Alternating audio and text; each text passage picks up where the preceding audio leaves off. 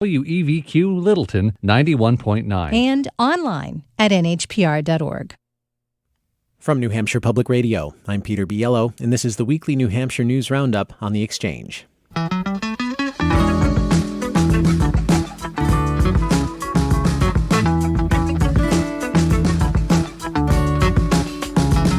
A climate change report issues a dire warning about the future habitability of planet Earth. 5 former governors lend their voice to the debate over who should be the next Secretary of State of New Hampshire. And a court orders a mother and son from Rindge to return $500,000 to an art collector who bought fake Leon Golub paintings. These and other stories made headlines this week, and we'll talk about them in this hour. Call us at 1-800-892-6477. That's 1-800-892-NHPR. You can also send an email to exchange@nhpr.org or post on our Facebook page at NHPR Exchange. That's all one word. And also, we're broadcasting a live video of this radio show today, and you can watch that at our Facebook page. Again, just search for NHPR Exchange. And we're going to start this part of the program by talking about that climate change report with 2 people who know a lot about climate science. UVM professor and Vermont state climatologist Leslie Ann Dupigny-Giroux was the lead author for the Northeast region of the National Climate Assessment. She's on the line with us now. Thank you very much for being here, Leslie Ann. Good morning, Peter. Thanks for the invitation to join you. And also here with us is NHPR's Annie Ropeek, who covers energy and the environment. Hey, Annie. Good morning, Peter. So we'll start with you, Leslie Ann. What does this report say about climate change for this region specifically? We're watching wildfires in California. What would climate change look like here? So when we think about the Northeast, a lot of it has to do with the physical geography of the Northeast, the length of time that we've been settled, the fact that we've got both a rural component as well as a heavily urban component. And so when we think about climate change in the Northeast, we're looking at things like changes in the seasonality of the region and how that affects the economies, the ecosystems of the rural parts of our region. But we're also looking at things like sea level rise, because a lot of the Northeast is actually pretty coastal. And so when we think about it from a coastal perspective, we also have sea level rise. We've got changes in your ocean components, the temperatures of the oceans, the amount of acidification that's taking place. And so that has implications for both the economies in a coastal perspective, but also for looking at the species, the distribution, the productivity, and the livelihoods of the people who live in the coastal regions. And again, because we're so coastal, some of the biggest cities across the U.S. are in the Northeast. We can think of places like New York, for example, Boston, D.C., and the way in which encroachment from the ocean, the way in which the populations who live in urban areas are also being affected by climate change, not only from a water perspective, but also from a heat perspective, from an air quality perspective as well. Mm-hmm. And one of the things you mentioned there, first of all, so much to unpack. We're going to use the first 20 minutes of the show basically to unpack a lot of what you said there. But one of the things you mentioned there was the seasonality, and I just want to make sure I'm clear on what you mean by that. When you say seasonality, do you mean things like, okay, we've got a leaf peeping season that happens typically early or to mid-October? Are you saying like with climate change, it could start or finish in a different part of the year? And also with respect to seasonality, our ski season, the New Hampshire economy is really thrives on a robust ski season. Would snowfall change as a result of climate change? Is that what you mean by seasonality? Yep, so there are all of those elements that you just mentioned, Peter, and just to broaden it a little bit, we're also talking about the mildness of the winters and whether the spring conditions are coming a little bit earlier and how those have impacts on various sectors of our economy, things like our wildlife, stream flow characteristics, the amount of snow that we receive, as you mentioned, how that might also change our forestry as well. NHPR's Annie Ropeek is here with us. Annie, Leslie Ann just mentioned also sea level rise and the salinity of the ocean.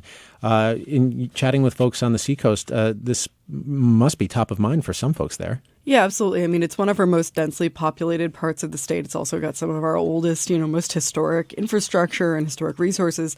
So sea level rise is a big problem, especially in places like Portsmouth, that are very close to the coast with a lot of infrastructure and housing stock there.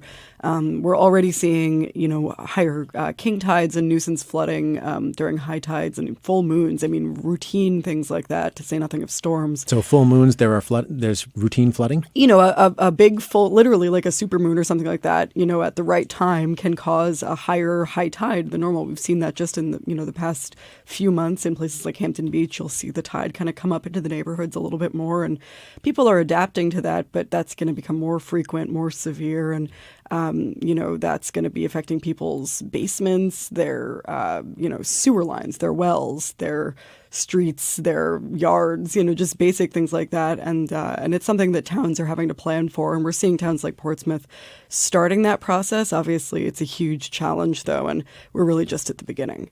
And Leslie Ann Dupini-Giroux, what did the report have to say, if anything, about how air quality might be affected by climate change?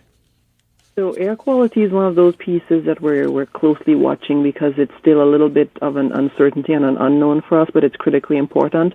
And we know that for a fact because of where we are physically. And if you think about it, our physical geography has a lot to do with where there are stagnation events, where do we get a lot of pollutants coming into the region, where are pollutants actually generated within the region. And so we think about the mountain and valley topography that is so characteristic of us here in the North Country, but we also think about the fact that we're sort of like at the end of pretty much all of the air streams in North America. And so we've got both a local component but also a regional component in how do we need to look at air quality and what impact does that have for us as human beings.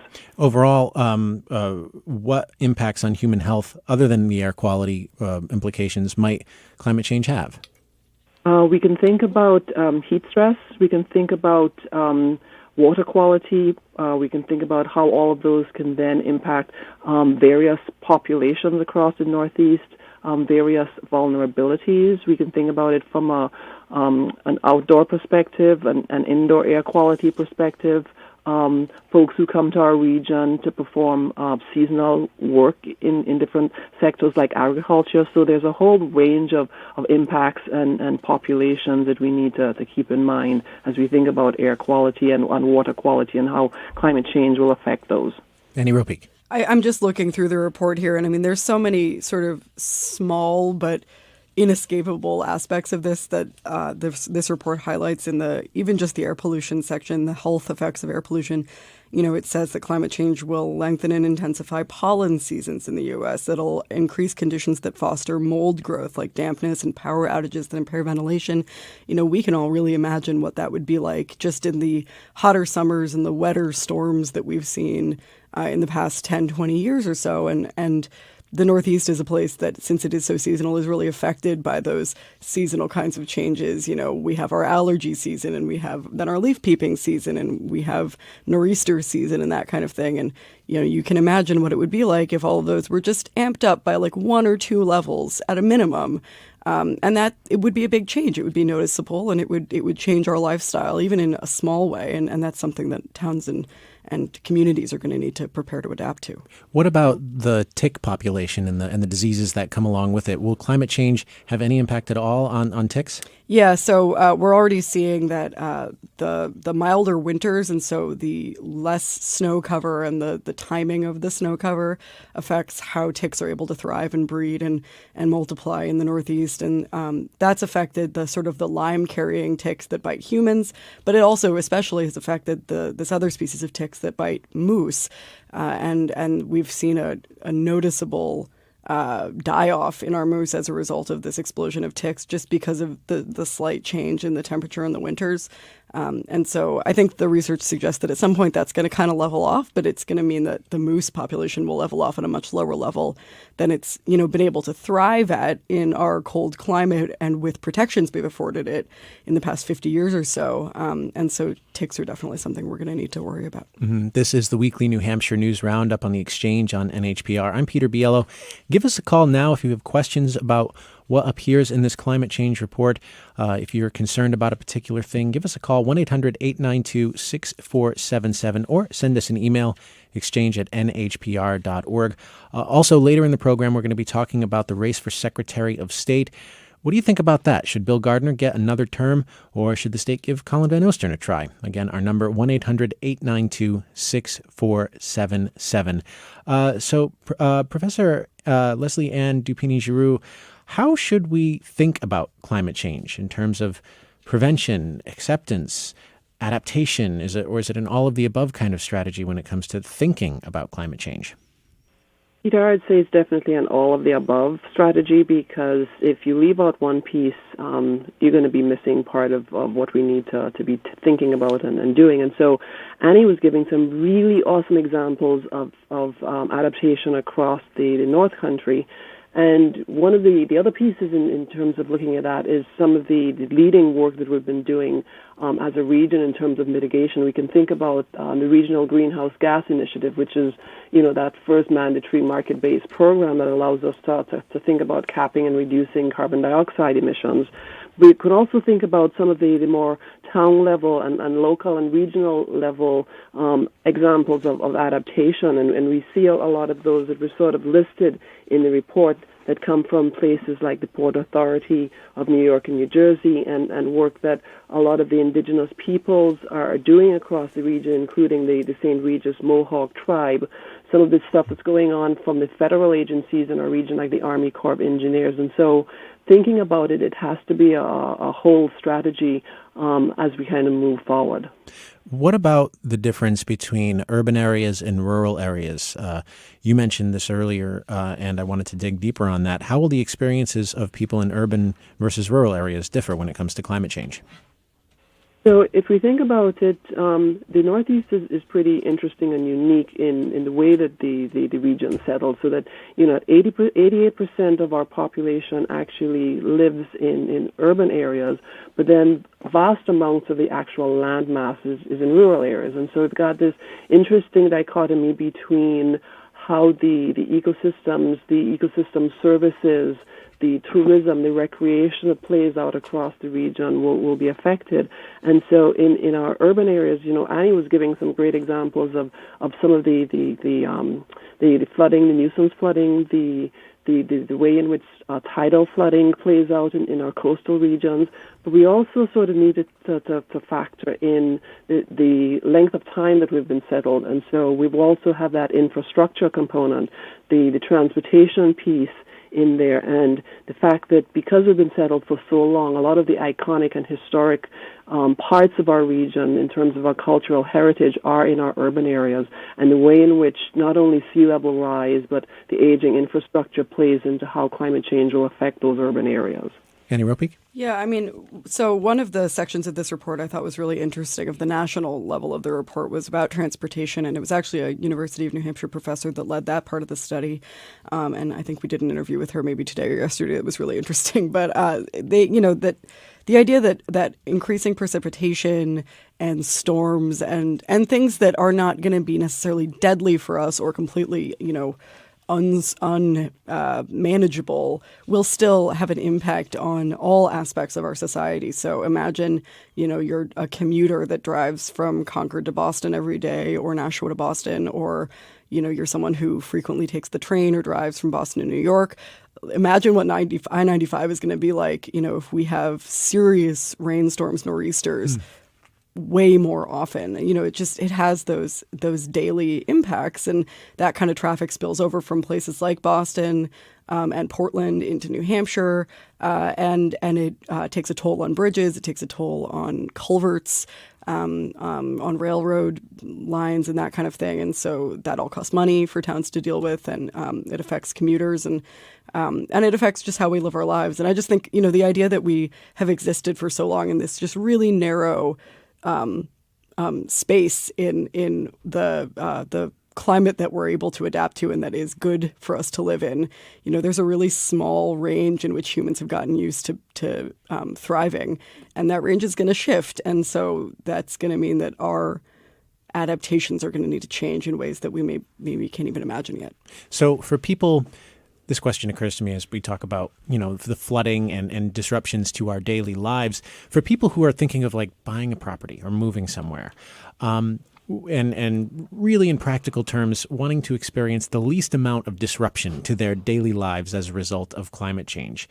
Is there a safe place or a place that's safer than others? Is it like a rural area inland less likely to experience chronic flooding? I don't know. What do you think, Annie? Yeah, I mean, we were just brainstorming climate change stories in our news meeting the other day, and someone suggested that perhaps it'll have an impact on coastal property values, that more people are going to want to buy property on our lakes instead of on our coasts. People are going to want to move inland.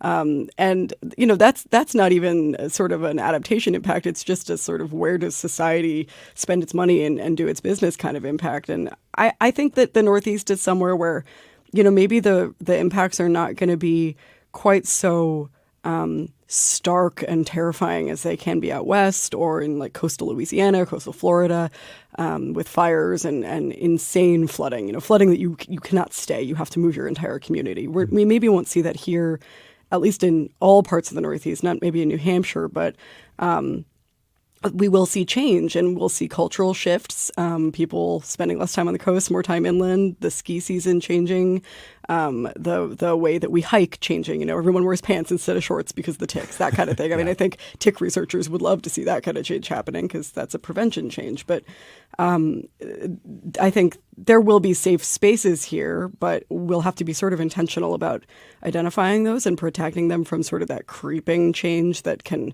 take a toll in the long term.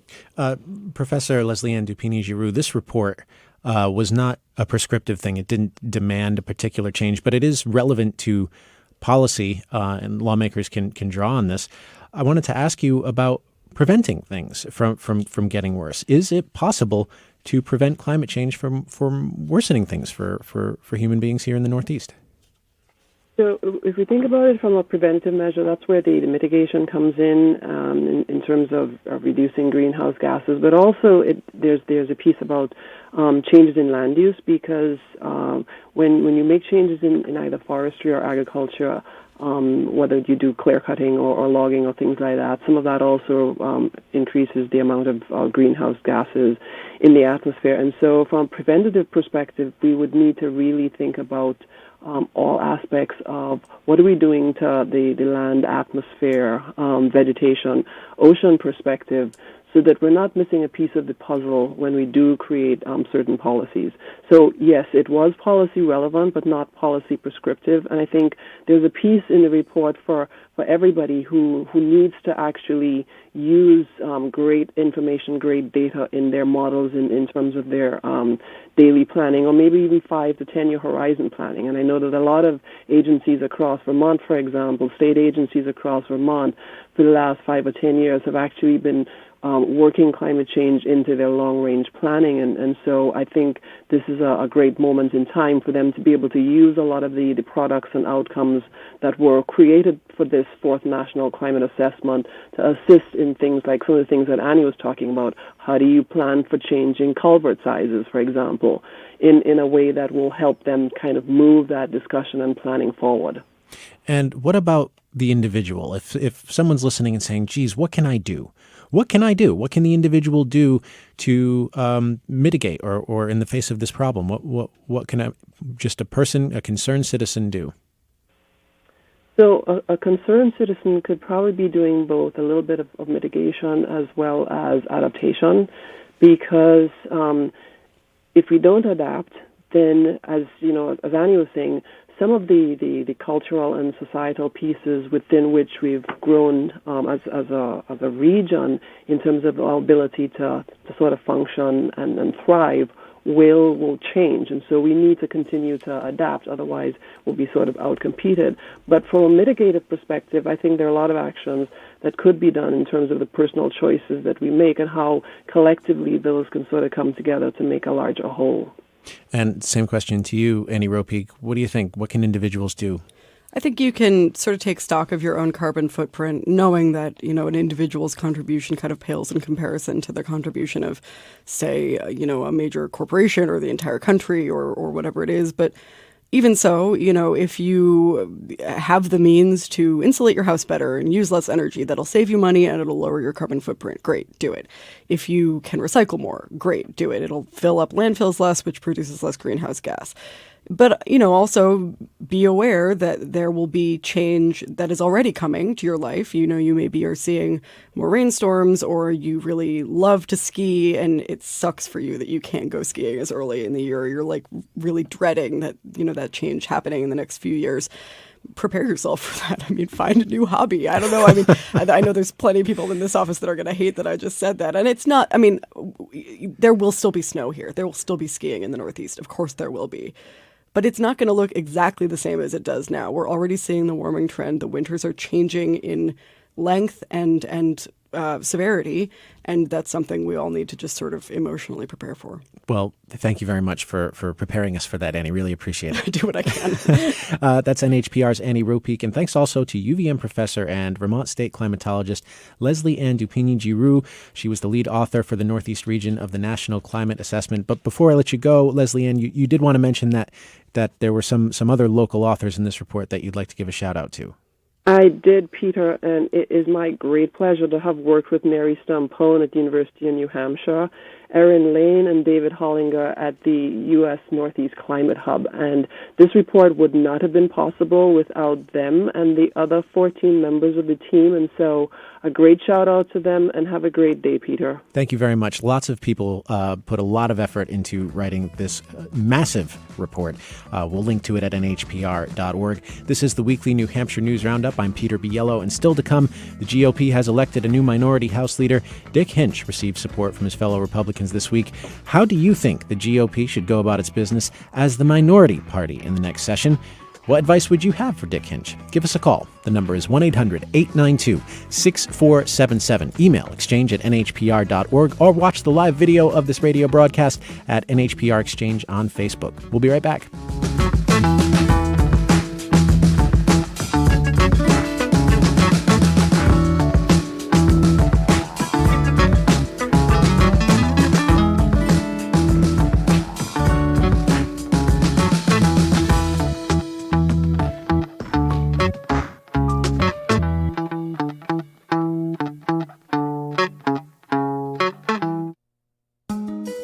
NHPR's award-winning newsroom keeps you informed on issues that are important to you, from statewide energy projects to the comings and goings of political candidates to what's happening in your community.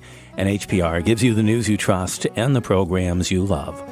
Support for NHPR comes from you, our listeners, and from the New England Tap House Grill in Hooksett, along with Hip Peas Farm, offering farm-to-table dining from their scratch kitchen, plus a large selection of specialty and local beers on tap.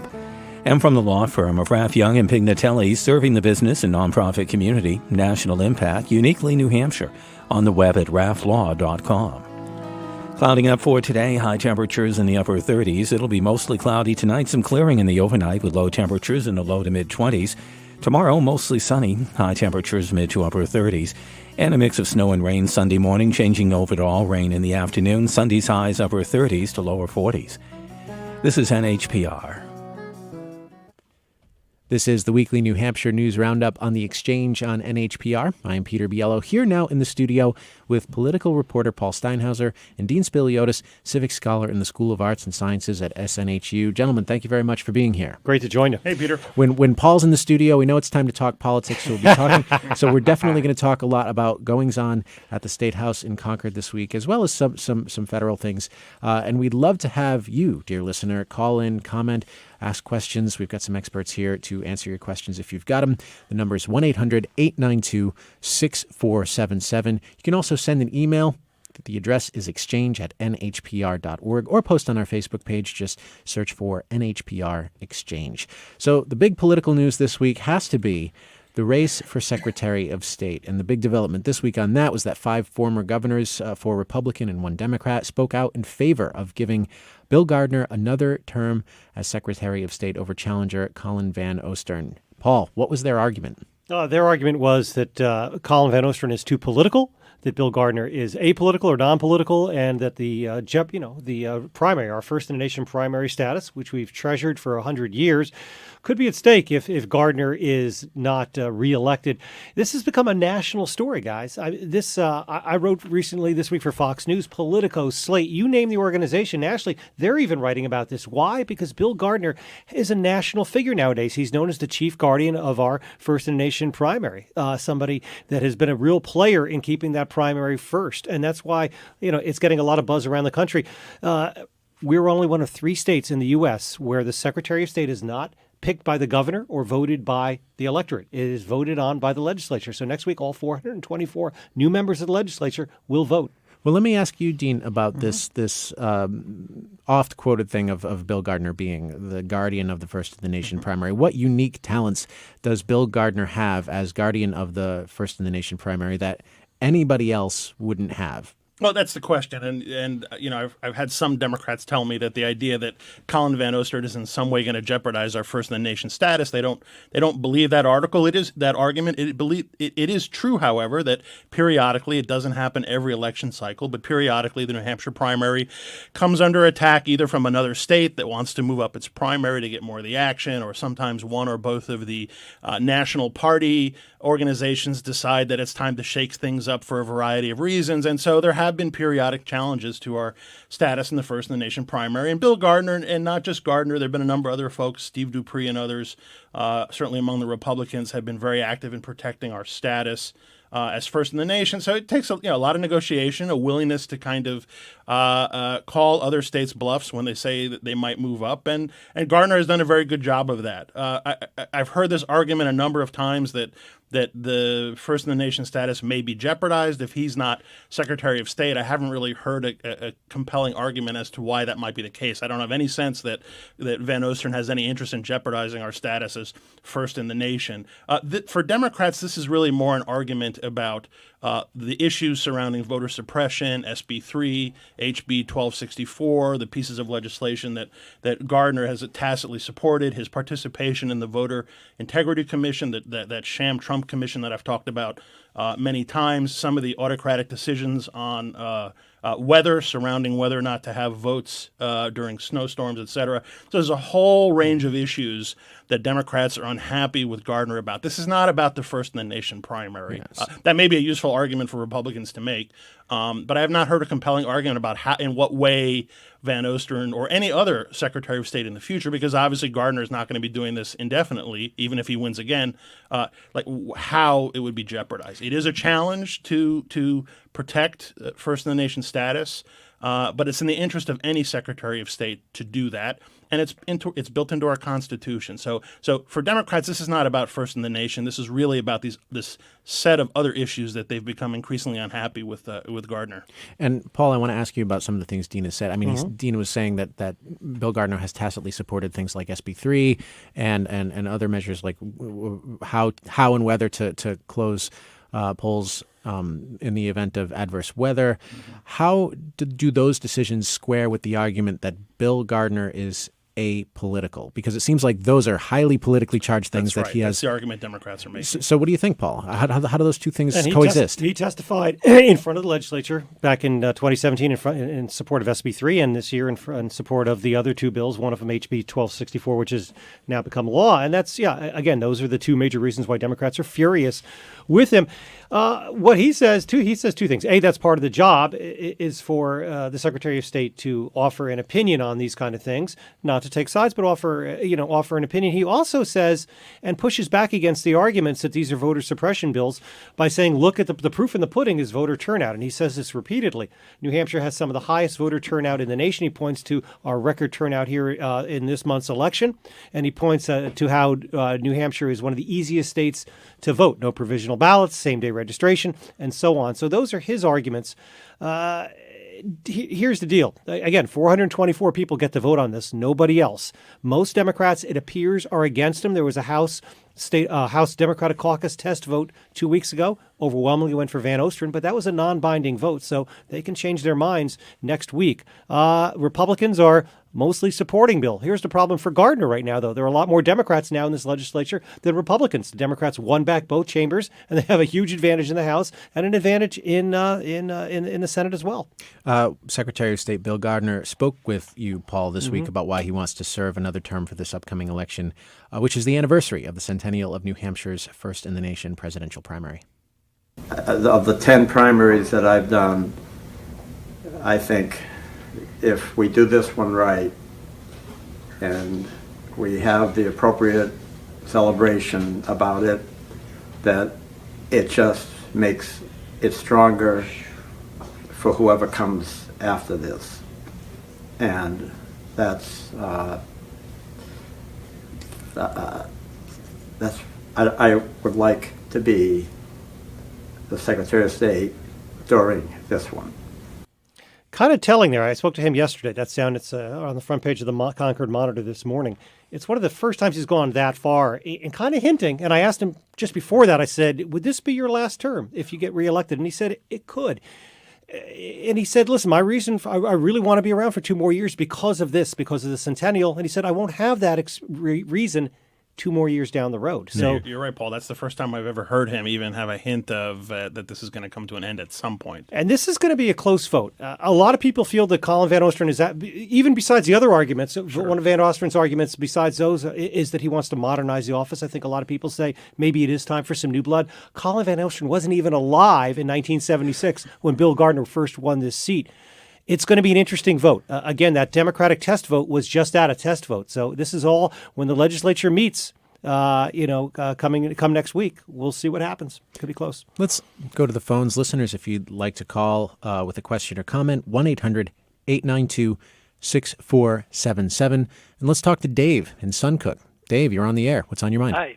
In terms of keeping this non-political for the long term, regardless of who is chosen Secretary of State this time, we need to have a law that defines exactly when the Secretary of State must recuse himself from handling election processing and defines who would be the replacement person, because we can't just have the Secretary of State step back and have their second in command who's loyal to them administer the election in which they're involved. We need to have that so that we don't end up like Georgia. And, once we have a biased Secretary of State, our reputation is ruined and we lose the primary that way. Interesting point, Dave. Thanks very much for your call. Yeah, so a law that would say, just for example, if a Secretary of State decides to run for governor, like what happened in Georgia, would the Secretary of State then have to recuse him or herself from managing the election in which they're running? That was a very big controversy, obviously, in Georgia, and it's now going to be part of a legal case that Stacey Abrams is going forward with. This is a little bit different, obviously, here. Neither Gardner or Colin Van Osteren are talking about running for governor, and this election has a very small electorate, again, of 424 people. That is it. Republicans have made this argument over and over. They look at Van Osteren, who was on the executive council and then was the Democratic gubernatorial nominee in 2016, losing to Chris Sununu, of course. They look at him and say he is too political. And Van Osteren has argued just the opposite. He would be nonpartisan in this office and carry on the tradition of Gardner. But that has become part and parcel of this argument here. Van Osteren also makes a very good point. There has been no real serious challenge to Gardner in 20 years. And Van Osteren says, regardless of whether I win or not, by running against him, by getting these issues raised, by talking about how to modernize the office, he said, this is a good thing for the state of New Hampshire. It'll only improve the office because regardless of who wins, there will be some action taken. And I think that's a very good point as well. Worth mentioning that Civics 101 team here at NHPR did a podcast on the Secretary of State's office, how it varies among the states. And they're working on a New Hampshire version. So feel free to subscribe to Civics 101 wherever you get your podcasts. That's a free subscription there. We got a note from Nathan in Cornish who wrote in about this. And he said, sorry to see former Governor John Lynch join the 4 GOP former governors. While I sympathize with the idea of a nonpartisan Secretary of State, the office has become unavoidably partisan based on the difference between the parties on who the electorate should be. So long as the split exists, the secretary will be partisan, and Secretary Gardner has thrown his hat in with the GOP to suppress legitimate voters. That's the comment from Nathan in Cornish. Dean, did you want to respond to that? Yeah, well, that's the argument I laid out in a nutshell that I hear from Democrats all the time, that to say it's nonpartisan and then to have him testify in favor of those two voter bills, it's hard to make that case. And also the participation in that Trump commission, giving it that legitimacy, even if it was to argue that there was no voter fraud in New Hampshire, is highly problematic. So this is what I'm hearing from Democrats. Certainly Republicans are no great fans of Colin Van Ostern, and my guess is most, if not all, will vote against him. And we don't really know how this is gonna turn out. But again, going back to that initial argument, the Republicans have said that this would jeopardize the first in the nation status. My sense of how that process works, the date setting, no one has explained to me yet why having anybody, not just Van Ostern, other than Gardner, would necessarily jeopardize that. It's just not in the interest of any New Hampshire Secretary of State to jeopardize that position. Paul. Here's something else that's come up, too, as well, political gerrymandering. We all know about the gerrymandering or the redistricting that happened here after 2010 election when the Republicans ruled the roost in the legislature overwhelmingly. Van Ostern is saying that if he's elected, he will want to get involved in that. Gardner has stayed neutral on that and says it's not really the germane of the Secretary of State. Colin Van Ostern argues, wait a minute, if Bill Gardner is going to weigh in on SB 3 and HB 1264, why doesn't he weigh in on gerrymandering? So there's another thing there. And let's bring this back to what you started with, the letter, because that is interesting. That letter this week got a lot of attention. As you mentioned, John Lynch, the only Democrat on that letter to support Bill Gardner. In fact, he introduced Gardner in front of the State House Democrats about 2 weeks ago. The rest of them are all Republicans. People were wondering why Maggie Hassan, the previous governor, Democrat, and Jeanne Shaheen, who was governor from 1997 to 2003, why they didn't sign the letter. They're both, of course, U.S. senators now. They say they are staying. They say two things. A, they say they weren't asked to sign the letter. B, they're saying they're staying neutral in this. They're not butting in on this one at all. They're the only two recent governors, though, who are not weighing in on this. All right. Well, this is the weekly New Hampshire News Roundup on NHPR. And coming up on the program, a school board member in Manchester is taking criticism for contacting a student through her school email address to comment on an editorial she wrote for the school paper. Should he have used the school email address to do that? Should he have reached out to her at all? Give us a call, 1-800-892-6477. You can also send us an email, exchange@nhpr.org. Other stories we are reporting on this week. Drug overdose rates across the country rose in 2017, but New Hampshire seems to have bucked this trend. That's according to new data from the Centers for Disease Control. The Granite State still has one of the highest overdose death rates in the country, but the number of drug-related fatalities in New Hampshire stayed relatively stable last year as the crisis worsened in other areas. The state now ranks 6th in the nation in its overdose rate. That's down from 3rd in 2016. Also, new data show New Hampshire is on track to sign up 20% fewer people under the Affordable Care Act marketplace during this year's enrollment period. About 11,400 people have signed up for health insurance plans so far this year, and that compares to about 15,000 at the same point last year. And that follows a national trend where signups have fallen about 13%. The open enrollment period remains open through December 15th. Another political story to talk about this week, which is that the Democrats have taken over in the House and Senate, and both major parties are choosing leaders. And recently, Democrat Steve Shurtleff was chosen as House Speaker, and just yesterday, the GOP chose Dick Hinch as Minority Leader. Paul, what do you think of that? Who is Dick Hinch, first of all? He is now just reelected to his 6th 2-year term, representing part of Merrimack. He was the House Majority Leader. He was the top Republican in the House under the speakers, under Speaker Jasper and under Speaker Chandler the last 3 years. Not considered more of an establishment Republican. Yes, conservative, but not considered one of the most conservative. He has been bidding for quite some time. He wanted to be Speaker to succeed Chandler. Obviously, the Republicans lost their majority in a very big way. So then he went for the. Chandler was defeated too. And correct? Chandler was defeated. Yeah. He will not be in this new chamber.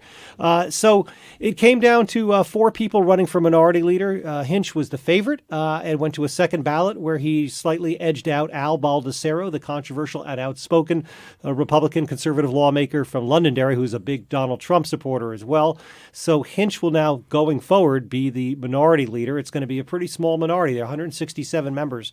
2 things about Hinch. He knows Shurtleff pretty well. He'll get along with Shurtleff. I think they can work okay together. And also, Hinch has a good relationship, I believe, with the governor, which is important, of course, because the governor is a Republican. Mm-hmm. Let me ask you about the Al Baldessaro part. I don't know if this is a stretch, but is the House's rejection of Baldessaro an indication of how the state GOP might feel about the president?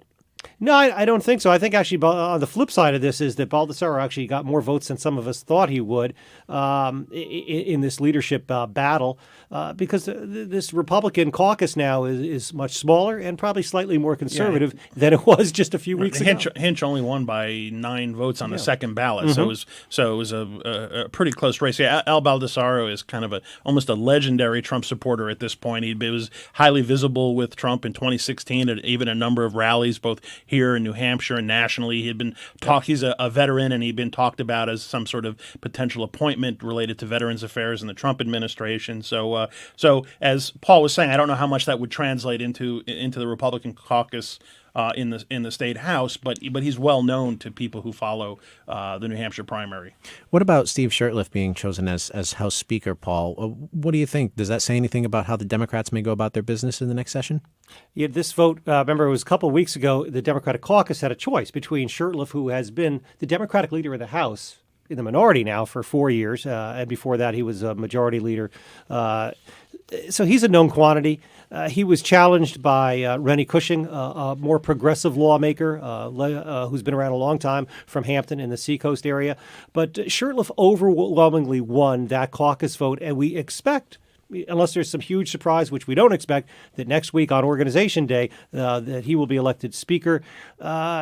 He's not a real progressive lawmaker, but I think he's somebody that will kind of run the caucus in a very fair and judicious way. Yeah, and he has said on a number of occasions that he'll let the House committees speak to him rather than kind of lead from the top down, that he's very interested in letting people speak their piece without necessarily twisting arms on particular votes.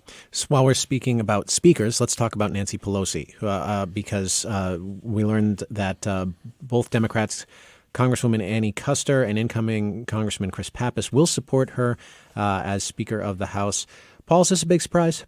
No, not a surprise, but interesting, especially for Pappas. And first of all, Pelosi on Wednesday won the Democratic U.S. House caucus vote.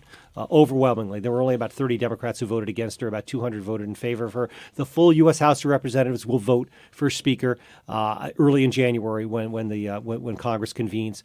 Pappas had stayed neutral. Remember, Pappas was part of that 11-candidate field, that wild race we talked about for the Democratic primary in the 1st Congressional District.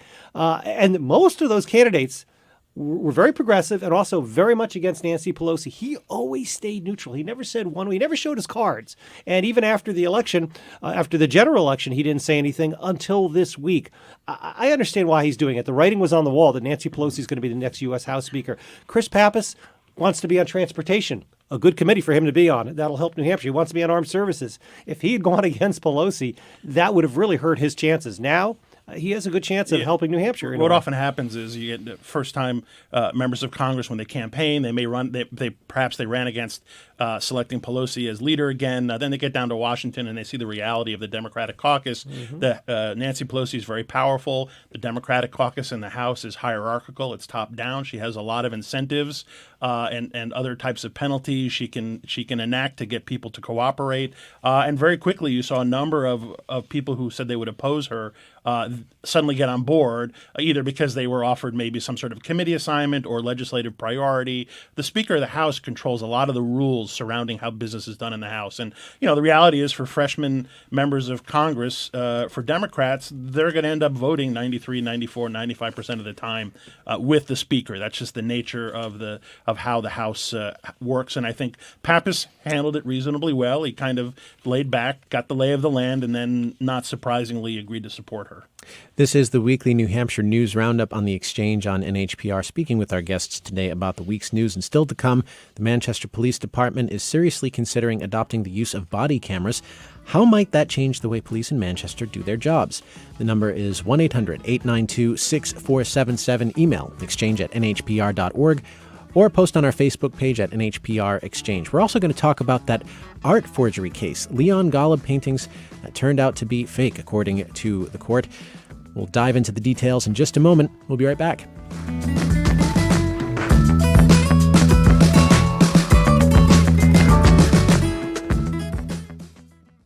Become an NHPR sustainer today for a chance to win a trip to the white sand beaches of Captiva Island, Florida. You'll also be entered to win our grand prize, a trip for 2 to Barcelona, Spain, courtesy of Milne Travel American Express. Enjoy 6 days perusing the Museo Picasso or taking in a flamenco show at Los Tarantos, Barcelona. You'll be automatically entered to win both trips when you sustain the news you trust and the programs you love right now at nhpr.org.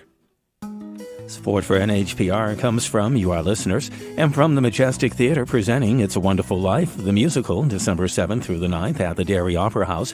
Tickets and information at majestictheater.net. And from Land Rover Bedford, the brand new showroom and state-of-the-art service center at 404 South River Road is now open to welcome new customers. LandRoverBedford.com. This is NHPR. This is the weekly New Hampshire News Roundup on the Exchange on NHPR. I'm Peter Biello, here in the studio with Dean Spiliotis, civic scholar in the School of Arts and Sciences at SNHU, and political reporter Paul Steinhauser. And joining us on the line for this part of the program is Paul Feely, reporter for the Union Leader. Paul Feely, thanks very much for being on the line. We appreciate it. Paul, are you there? Yes, I am. Okay, there we go. So, Paul, I wanted to ask you about the story you've been covering this week, which is that the Manchester School Board is considering clarifying its policies to prevent school board members from using the district directory to contact students directly. And this comes after school board member Richard Gerard used the directory to email a student who wrote an editorial for her high school newspaper in support of the Manchester Teachers Union. Paul, why did Gerard take exception to this editorial? Well, Gerard says he read the editorial, and it just came right out and asked students to support their teachers in their current contract situation. They've been working since the end of June without a contract.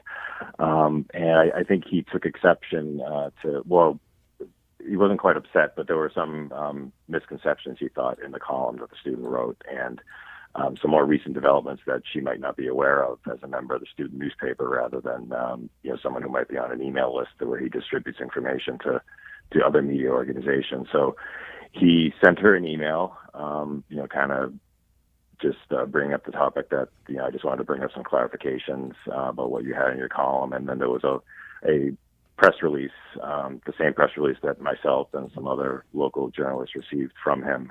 It was an update about negotiations that had gone out recently, just to kind of update her on the situation and show her where the talk stood. And when apparently to do that, he sat down at his computer using his Manchester School District email account. And like many email accounts, I know the email account system we use at the Union Leader, when you sit down and start typing someone's name, the first few letters, multiple names will pop up on your screen that kind of resemble the name you're trying to look up. And apparently, he was very easily able to find her contact information and sent her an email directly. And that upset quite a few members of the board. And so it was not what he said in the email, but it was the fact that he did it, the way that he did it, like using, as you said, the sort of autocomplete feature in the email to reach her in that way.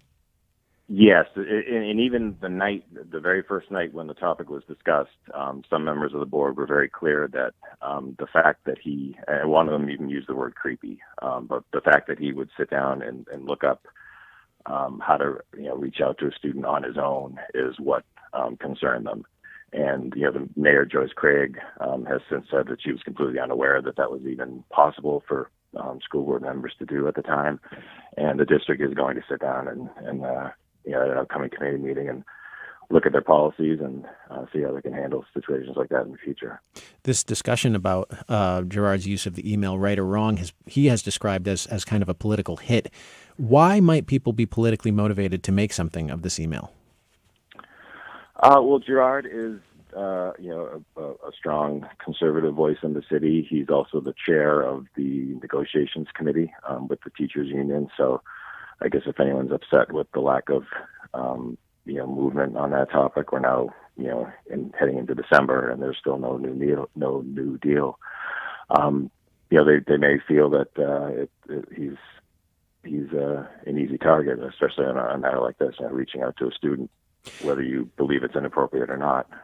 It's a hot topic. I hope it sparks, whatever ends up happening locally, I hope it sparks some type of conversation, maybe statewide for school districts, because I know in the weeks since this came up, I've found out that it's a very similar situation in the town I live. My children have email accounts with the school district, and apparently school employees can easily look them up without much trouble. So. Well, and one aspect of the story, I don't know if it has been discussed publicly, maybe you know if it has, which is that journalists, whether they're, professional journalists or someone writing for their high school paper, may get contacted by sources. I know professional journalists do all the time, contacted by relevant parties who may feel like their side of the story was not accurately or adequately represented. Has anyone made the point that, this could be a lesson for an aspiring journalist that, hey, you're going to write stuff and people are going to have a response to it, and they may bring that response to you? Has anybody made that point?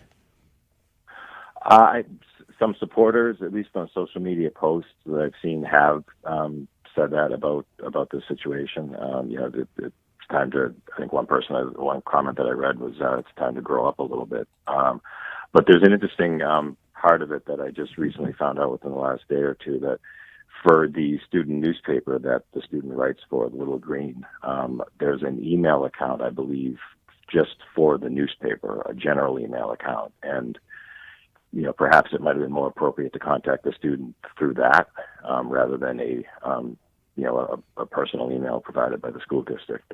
There are folks that make that argument as well.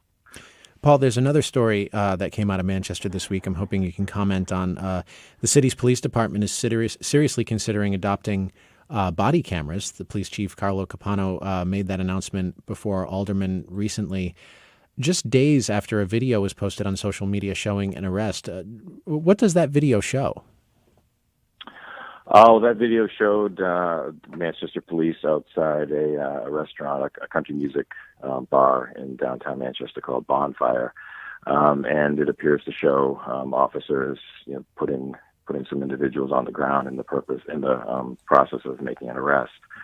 And it was not a scheduled item on the agenda for that meeting that night. There was no notice that this would be a topic of discussion. It just was kind of brought up matter-of-factly by one of the aldermen that he had conversations with Capano about pursuing body cameras in the near future. And that's when we all learned, or anyone who was in the room that night, that he's actually had conversations with some vendors on that specific topic and is actively exploring the possibility.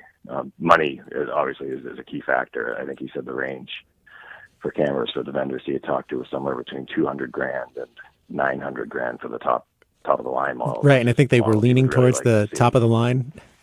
Well, that's what he'd prefer to see. Yeah. He said that provided the most information on the officer, but yeah. To your knowledge, how many New Hampshire police departments use body cameras already? That's a good question. I wish I had that number for you. Okay, sorry, didn't catching you off guard with that, okay. but I thought it would be interesting to know.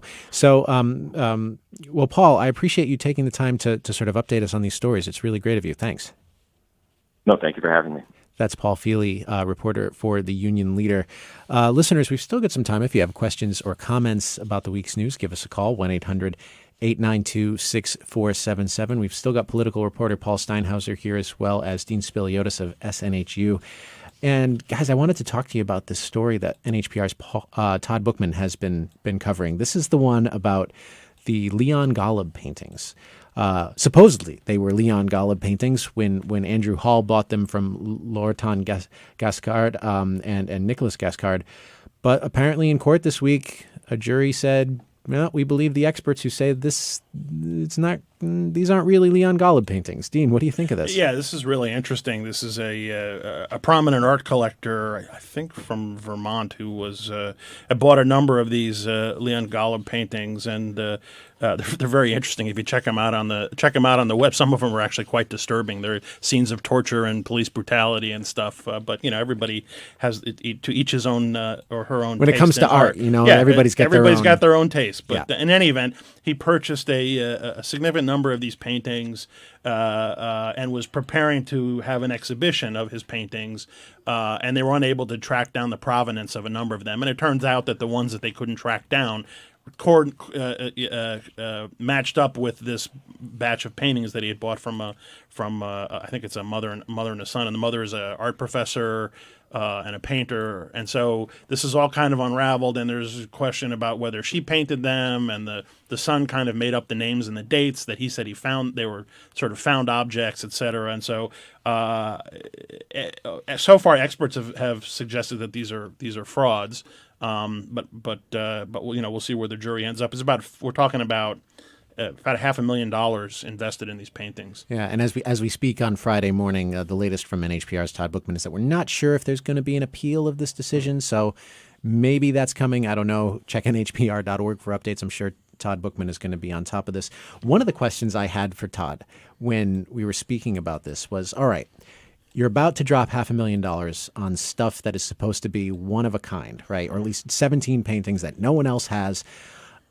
What is the process for authenticating these things before you buy? I mean, I use the analogy, and maybe this is a dumb analogy to use, but like if you're about to buy like a signed baseball by Mickey Mantle or something, like these things usually come with a certificate of authenticity or something like that. But apparently there was no way these paintings could have had it because they were in a closet for years and years, and then they were discovered. Apparently, that was the story. Right. And the son said he made up the titles and the dates, et cetera, to deal with the fact that they were just discovered. Yeah. And of course, Laura Gascard was a student of art, student of Leon Golub. So there is a story. And, I was talking with someone who has a background in art history about this, and they say, not speaking specifically about the collector in this case, but art collectors sometimes like to get a deal, and they like to get the story behind the deal. Like, $500,000 for 17 paintings that no one else has.